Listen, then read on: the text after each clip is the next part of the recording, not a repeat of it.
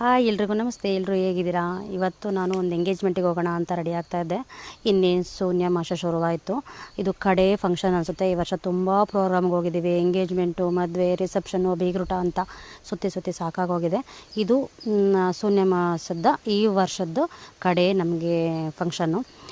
Guys, ಇದು ನಾನು wear ಮಾಡಿರೋ ಡ್ರೆಸ್ಸು. ಇವಾಗ ಇತ್ತೀಚೆಗೆ ತೊಗೊಂಡಿರೋದು. ನನಗೆ ತುಂಬ ಇಷ್ಟ ಆಗಿರೋ ಡ್ರೆಸ್ಸು. ನನಗೆ ಆಯಿಲ್ ರೆಡ್ ಅಂದರೆ ತುಂಬ ಇಷ್ಟ.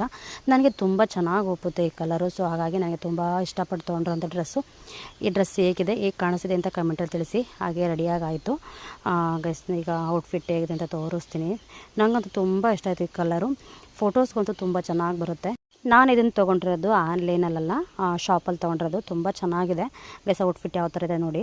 ಹಾಗೆ ಋತುಗೆ ಇವತ್ತು ಭಗವದ್ಗೀತೆ ಕಾಂಪಿಟೇಷನ್ ಇತ್ತು. ಸೊ ಅವನ್ನ ಎಂಗೇಜ್ಮೆಂಟಿಗೆ ಕರ್ಕೊಂಡು ಹೋಗ್ತಾಯಿಲ್ಲ, ನಮ್ಮ ಮನೆಯವರು ಅವನನ್ನು ಪ್ರೋಗ್ರಾಮ್ಗೆ ಕರ್ಕೊಂಡು ಹೋಗ್ತಾ ಇದ್ದಾರೆ. ಬಾಸು ದೇವ್ರ ಮನೆಗೆ ಹೋಗಿ ಚೆನ್ನಾಗಿ ದೇವ್ರನ್ನ ಬೇಡ್ಕೊತಿದ್ದಾರೆ. ನಮ್ಮ ಋತುದು ಇನ್ನೊಂದು ವಿಶೇಷತೆ ಅಂದರೆ ಈ ಎಕ್ಸಾಮ್ಗೆ ಹೊರಡ್ಲಿ ಇಲ್ಲಿಗೆ ಹೊರಟ್ರೂ ಕೂಡ ದೇವ್ರ ಮನೆಗೆ ಹೋಗಿ ಬ್ಲೆಸ್ಸಿಗೆ ತಗೊಂಡಲ್ಲೇ ಹೊರಡೋದೇ ಇಲ್ಲ ಅವನು. ತುಂಬ ಚೆಂದ ಅದೊಂದು ಗುಣ ಅವನಿಗೆ. ಬೇರೆ ಎಲ್ಲ ಹೇಳ್ಸ್ಕೊತಾನೆ, ಬಟ್ ಇದನ್ನು ಮಾತ್ರ ಹೇಳ್ಸ್ಕೊಳಲ್ಲ. ಹಾಗೆ ಎಂಗೇಜ್ಮೆಂಟ್ ಮನೆಗೆ ಬಂದ್ವಿ. ಅವರು ಕೂಡ ಎಲ್ಲ ತಟ್ಟೆಗಳಿಗೆ ತುಂಬ್ತಾಯಿದ್ರು. ಅಮ್ಮ, ನಾನು, ಅಪ್ಪಾಜಿ 3 ಜನ ಬಂದಿದ್ದೀವಿ. ಅಮ್ಮ ಎಲ್ಲ ರೆಡಿ ಮಾಡ್ತಾಯಿದ್ರು. ಇದು ಬೆಂಗಳೂರಿಂದ ಬಂದಿರೋದು, ಗಂಡು ಬೆಂಗಳೂರು. ಹಾಗೆ ಹೆಣ್ಣು ಬಂದು ಇಲ್ಲೇ ನಮ್ಮ ಹತ್ರನೇ, ನಮ್ಮೂರ ಹತ್ರನೇ ಹಳ್ಳಿ. ಹಾಗೆ ಎಲ್ಲ ರೆಡಿ ಮಾಡಿ ಕಾಯ್ತಾ ಇದ್ದಾರೆ ಹುಡುಗ ಹುಡುಗಿಗೆ. ನಾವು ಕೂಡ ಹೊರಗಡೆ ಕೂತ್ಕೊಂಡು ವೆಯ್ಟ್ ಮಾಡ್ತಾಯಿದ್ವಿ.